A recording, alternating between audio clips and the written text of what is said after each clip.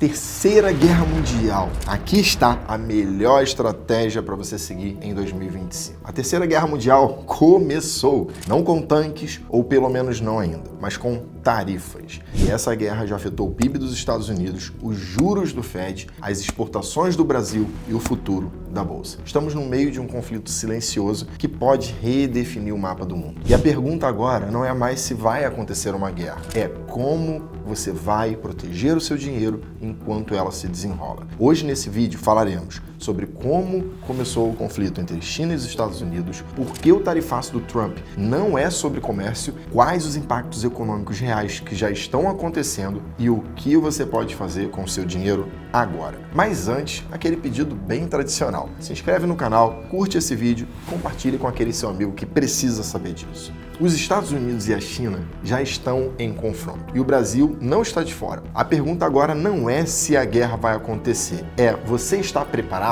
Para entender o que está acontecendo hoje, a gente precisa voltar para o passado. Lá em 1944, os Estados Unidos lideraram a Conferência de Bretton Woods, e estabeleceram o dólar como a principal moeda internacional. Sim, foi em 1944 que o dólar que você conhece hoje se tornou a principal moeda do mundo. Nesse mesmo momento, eles criaram o FMI, o Banco Mundial, a ONU, a OTAN e algumas outras instituições. Eles não só venceram a Segunda Guerra Mundial, eles definiram uma nova ordem global.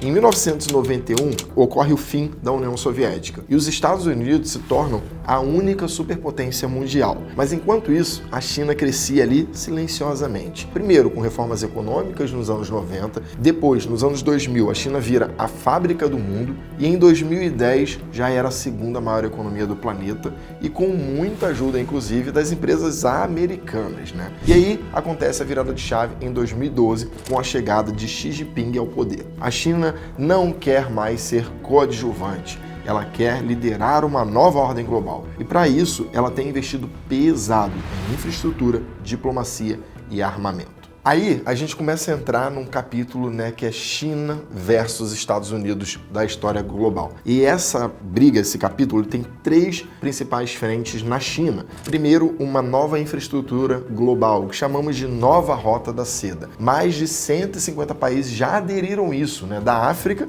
ao Sudeste Asiático, inclusive. Além disso, tem uma estratégia de diplomacia. A China mediou o acordo entre a Arábia Saudita e Irã, por exemplo, algo que os Estados Unidos tentaram fazer por décadas e não conseguiram. Fora esses dois tópicos, ainda tem a parte de força militar da China, que cresce muito, A China já tem a maior marinha do mundo, já tem mísseis hipersônicos, arsenal nuclear e, vale lembrar aqui, a maior força de guerra humana da Terra. Essa disputa não é apenas comercial, ela é por poder. A China lançou em 2023 uma iniciativa global de civilização, defendendo o direito entre os sistemas políticos diferentes, uma crítica direta ao modelo liberal ocidental. De um lado, a China se apresenta como liderança de um outro mundo. Do outro, os Estados Unidos reagem. E a reação começa com algo que parece meramente comercial, mas na verdade guarda um caráter geopolítico com as tarifas. Em 2025, o Donald Trump retorna à presidência dos Estados Unidos. Em meados de abril, ele lança o Liberation Day,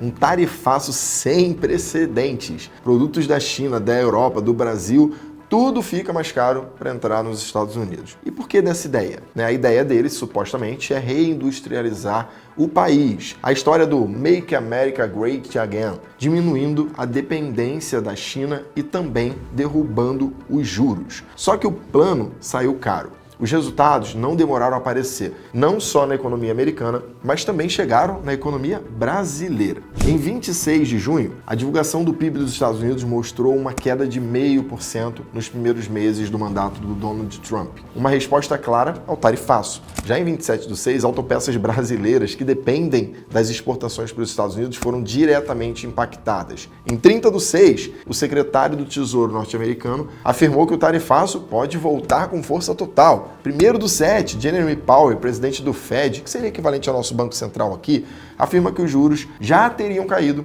se o tarifaço não continuasse existindo, se ele não tivesse ocorrido. Ou seja, a política comercial virou um obstáculo à política monetária. O Trump pressiona por cortes de juros o tempo todo, mas é o próprio tarifaço que impede o Fed de fazer o que o Trump quer. Mas o problema é ainda maior.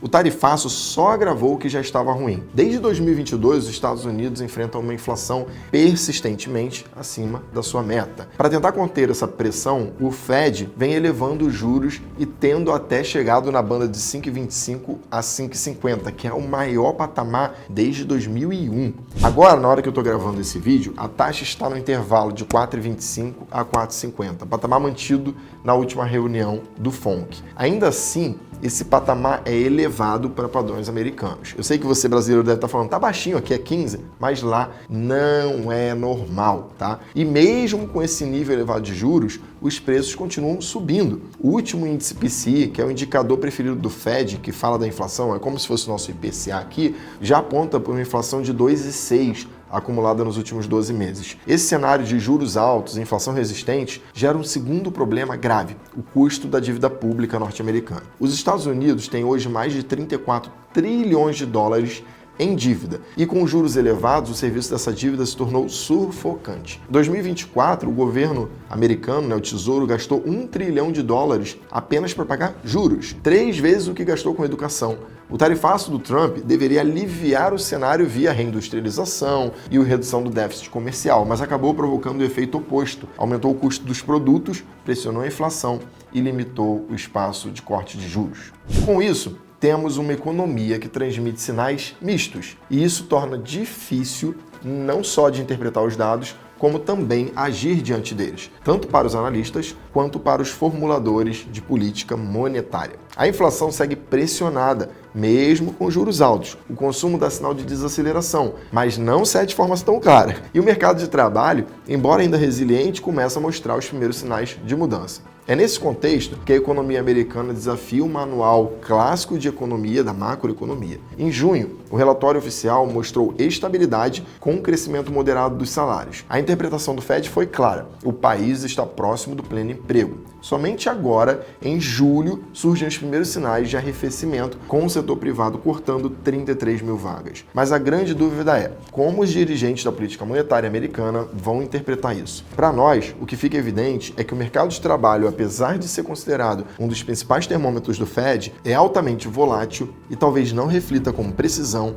o estado real da economia. E tem mais: nos Estados Unidos, as relações de trabalho são mais flexíveis do que no Brasil. Lá, empresas têm mais facilidades para ajustar contratações e demissões de forma rápida e sem os mesmos custos judiciais e obrigações trabalhistas que temos aqui. Isso torna os dados de emprego ainda mais sensíveis a pequenas oscilações da economia. Ainda assim, o Fed continua baseando grande parte das decisões nesses dados. E o fato é, mesmo com os sinais de desaceleração pontual do emprego, a inflação segue resistente. O último dado do índice PCE de maio mostrou que a alta de 2,6% nos últimos 12 meses, como eu já falei anteriormente. Ou seja, enquanto o mercado de trabalho não dá uma sinalização clara de desaquecimento sustentado, os preços continuam subindo. E se o tarifaço continuar, a inflação tende a subir ainda mais. Nesse cenário, o Fed está encurralado. O tarifaço encarece os produtos importados e pressiona a inflação. E com uma economia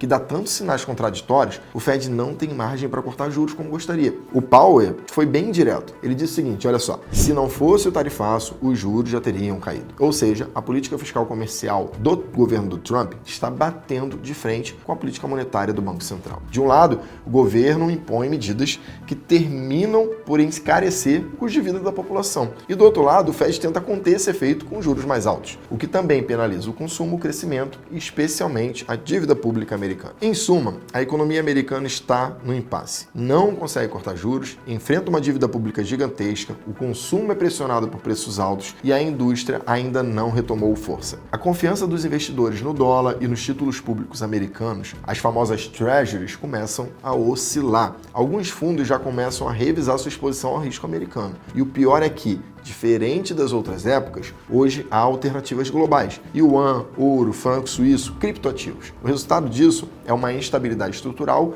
onde qualquer movimento mal calibrado pode ter efeitos globais. E para o investidor comum, esse cenário exige atenção redobrada. Tudo isso que a gente viu aqui Tarifas, inflação, guerras, juros, risco de recessão pode até parecer distante, mas a verdade é que esses eventos mexem diretamente com o seu dinheiro. E mais do que nunca, o mundo está mostrando que não adianta ter só um bom investimento. É preciso ter uma estratégia. É justamente para isso que a Arca existe, para proteger e crescer o seu patrimônio em ciclos, mesmo nos mais turbulentos. Uma estratégia simples, mas poderosa. Diversificar com inteligência entre caixa, ações brasileiras, ativos internacionais e fundos imobiliários. E o mais importante, não é só uma tese bonita no papel. Essa carteira já foi testada e aprovada em alguns dos momentos mais desafiadores dos últimos anos. A filosofia da Arca segue uma lógica simples, mas poderosa. Ela diversifica de forma inteligente em diferentes classes de ativos, renda fixa, ações brasileiras, ativos internacionais e fundos imobiliários. E o melhor, isso já foi colocado à prova e essa carteira atravessou, por exemplo, um pós-pandemia desafiador, guerras, inflação global, altas históricas nos juros no Brasil e lá fora, crise de crédito no Brasil, eleições polarizadas e até a quebra de empresas gigantes na Bolsa brasileira. Enquanto o mercado americano hoje trava entre juros altos e guerra comercial com a China, a nossa alocação já considera tudo isso. Temos exposição internacional via S&P 500 que pode beneficiar a carteira caso os juros recuem. Se a Bolsa Americana voltar a crescer com força, nós vamos capturar, mas equilibramos isso com ativos locais, caixa, setores resilientes, porque o mundo é cíclico. E a pior coisa que o investidor pode fazer é estar mal posicionado nas viradas de ciclo. É uma estratégia feita para atravessar ciclos, porque ciclos virão, sempre vieram e sempre continuarão vindo. Mas quem tem resiliência e visão de longo prazo, colhe os frutos. Quem tem estratégia não sobrevive.